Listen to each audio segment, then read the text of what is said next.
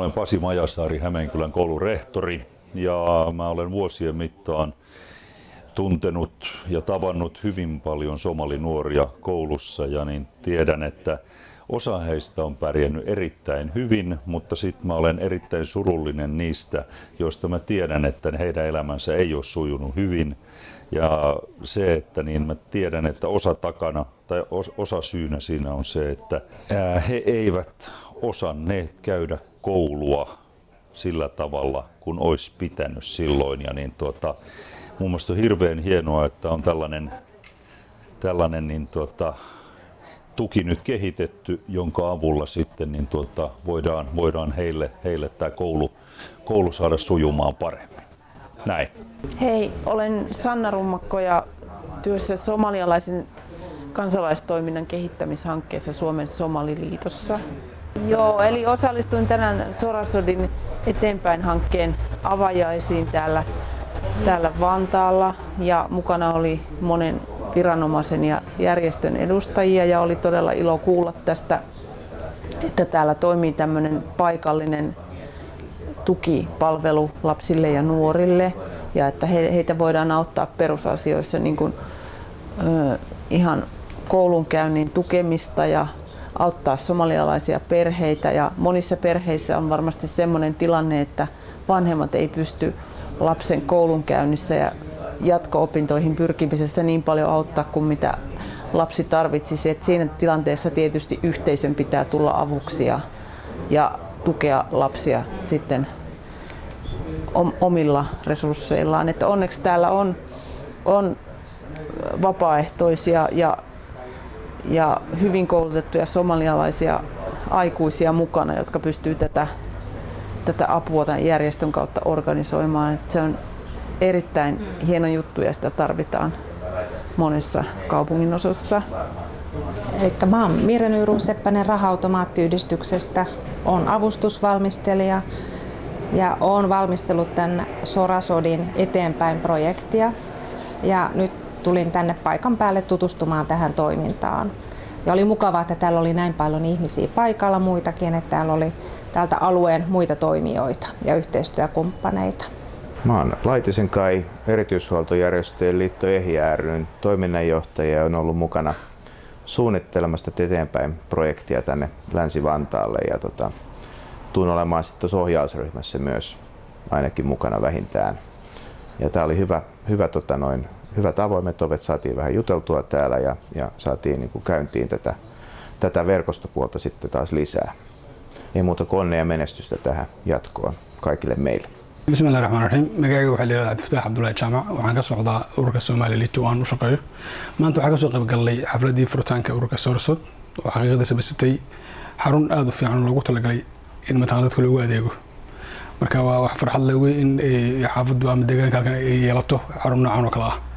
Dad badan ka soo qayb galay isugu jiraan dadka wadankan hay'adaha u shaqeeya iyo dad badan oo la shaqeeya ururka Sorasod. marka wax lagu farxo weeye, waxaan rajaynaynaa inay ku guuleystaan waxqabadkooda, annagana waan taageeraynaa mar walba. bismillaah, alxamdulilah rabbilcaalamiin.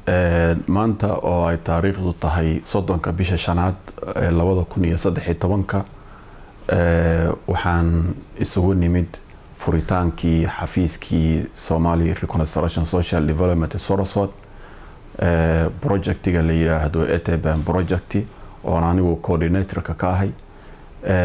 halkan waxay isugu yimid marti fara badan oo hay'ado badan oo hay'ado kala duwan ka socdo, wasiir Eritus Awstaya baa yimid, waxa kaloo yimid rehtoriyaal, waxa kaloo yimid hay'ado badan dadka kala socdo, coordinator yimid. marka ujeedadu waxay ahayd inaan mashruucan Eteenpäin project oo loogu talagalay dhalinyarada, khaasatan iskuulka iyo guriga iyo maaragtay wada shaqeynta ka dhaxayso in maaragtay la xoojiyo si maaragtay ubadka soo korahayo maaragtay waxbarashadooda wax looga qabto. arintaas mashruucu ku asal uu ku jahaysan yahay ya furitaanka isugu nimid. runtii si fiican buuna furitaanku u dhacay.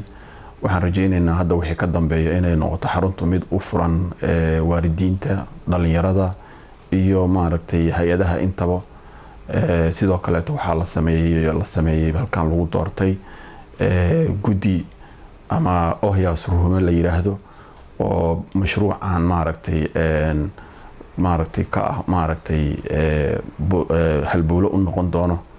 marka waxaan isleeyahay runtii shaqo fiican baa halkan ka socoto, shaqo fiicanna waa la qabtay, in aad looga faa'iido doonaan rajeynayaa. marka ciwaanku waa nuyantiya kaksi kumanta ogsi ama 21 waa raya torba weeye, muurmaki xaafadda muurmaki weeye.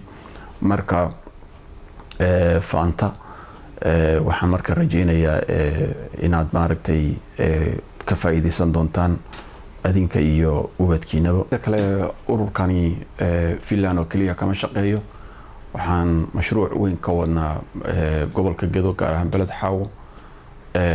sidoo kale 450 arday gaaraya ayaan gacanta ku haynaa.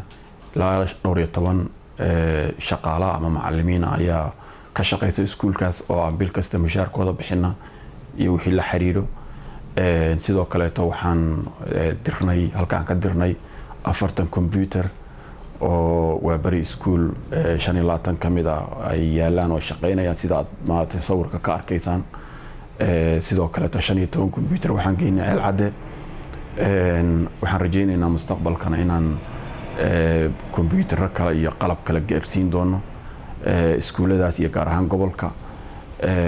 marka waxaan isleeyahay mashruucaas oo mashruuc weyn ah wasaaradda arrimaha dibadda waddankan iyo ururkan Soraso uu iska kaashaday muddo 3 sano hadda maraysa. waxaan rajeynaynaa inay dhowrka sano oo soo socdana uu sii socon doono. marka waad ka arki kartaa homepage-kanaga waxyaabaha maaragtay aan ka qabanay waa bari school oo beled Xaawo ku yaalo 450 arday in ka badan ay dhigtaan. marka intaasaan kusoo gabagabaynayaa. aad ba mahadsantihiin.